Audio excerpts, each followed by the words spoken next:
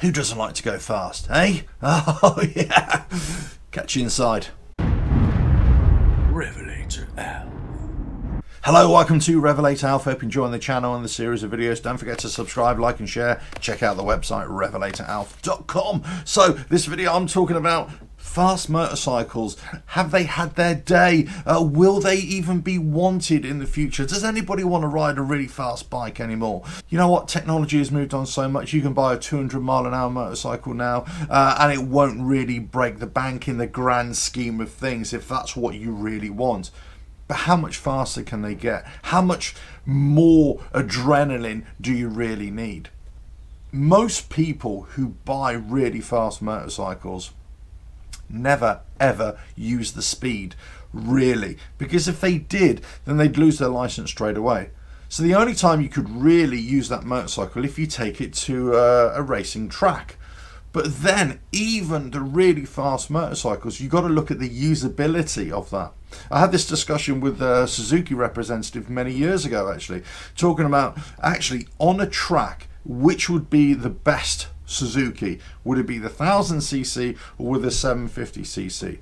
And we both agreed, or actually I kind of led it and I said, actually, I think the 750 is a better track bike than the 1000cc for your everyday racer. In the expert hands, yes, you're going to get more out of the 1000cc, but we're only talking fractionally better. That's the thing.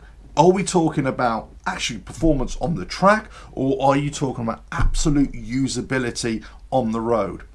When you're producing road bikes, then people are thinking, well, actually, can I really go this fast?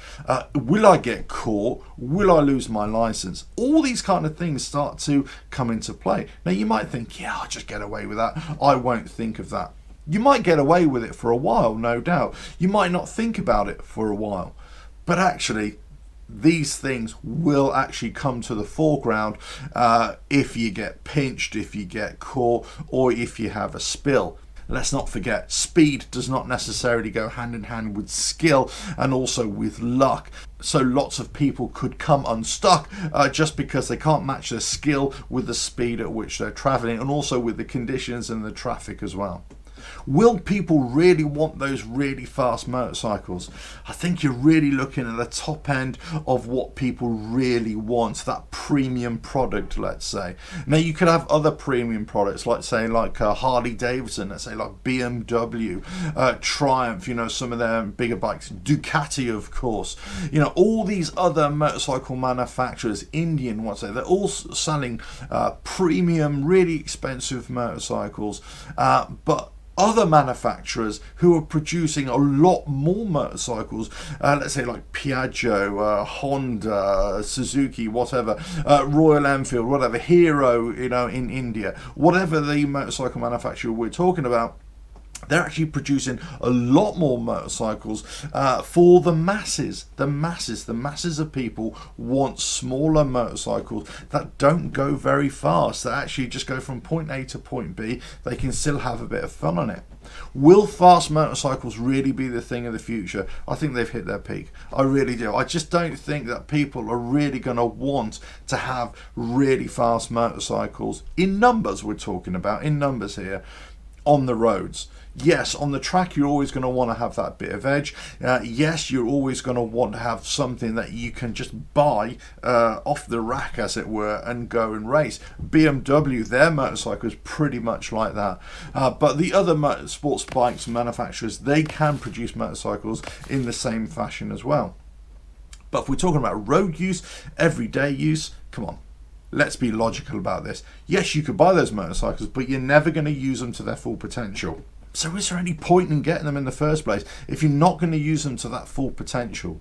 Now, some would argue, yes, of course I am, because I actually enjoy the thrill of that, even if it's a momentary blip of the throttle, just for that acceleration or whatever it is. And people love the style and all that kind of stuff. But the sports bike replica, the sports replica bikes became a big thing through the 90s and then, in the noughties as well. I don't think really we're there now. I think times are changing, fashions are changing, people are wanting something different. It's gone from the sports bike more to the street bike now. People are wanting something a little bit more usable on the streets. Still got lots of power, still got lots of speed, but not crazy speeds. The power is delivered in a different way. The gearing is slightly different. So actually it's going to be a lot more usable, a lot more flickable in and out of traffic, but actually you're going to have a much more immersive, engaged feeling because you're not, you don't have a fairing around you as well. Sports bikes have basically become too fast but too easy to ride at higher speeds. They've just become too good. I remember testing a few 1 litre bikes out a couple of years ago, and you think, wow, these are just amazing engineering. They just go so fast, so planted on the road, and so easy to ride for the most part. But you know, compare that to, say, 20 years ago, 30 years ago, really. If you really wanted to go fast, really fast, I'm talking about, you know, you're starting to have wobbles, you're starting to have speed wobbles. It's not really feeling that safe. These bikes, you don't feel that anymore. Not so much anyway. So that's it. They've got to that point where they can easily go fast, but maybe people just don't want that experience anymore. And maybe it's an age thing as well. The older you get, the less inclined you are to go really at high speeds. That doesn't mean everybody is going to be the same, of course. Not everybody rides slowly, not everybody cruises around, not everybody just likes road riding or dirt riding or whatever it is. We've all got a different taste. But generally speaking, the older you get, the less speed that you want. You want to find something else about riding as well. And that's why there's more of a movement from big bikes as well. But there's also a move from fast bikes to smaller cc and slower bikes as well. Some bikes are going to be more usable, but also still give you that excitement factor, the adrenaline factor, but not at crazy, unusable speed. So that's the key thing. Yes, there still would be really fast bikes, especially for different countries that allow really fast speeds, let's say in Germany on their autobahns, but also if you're taking it to the track as well. But in general, I think it's coming down. Speeds are going to be coming down.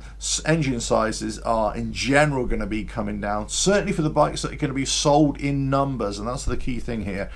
Bikes that are going to be sold in numbers. But let us know what you think. Do you think the age of higher speed is over for the masses? Do you think people, future generations, future riders will really be looking at really high speeds? Or are they going to be thinking, do you know what, I just want a bike that is going to be fun, it's just going to get me around, and also I don't really care about crazy 200 mile an hour speeds. All I really want is just something that'll do 70, 80, 100 miles an hour, absolute maximum. That's it. Let's face it, technically you're never supposed to go above 60 or 70 miles an hour anyway, supposedly.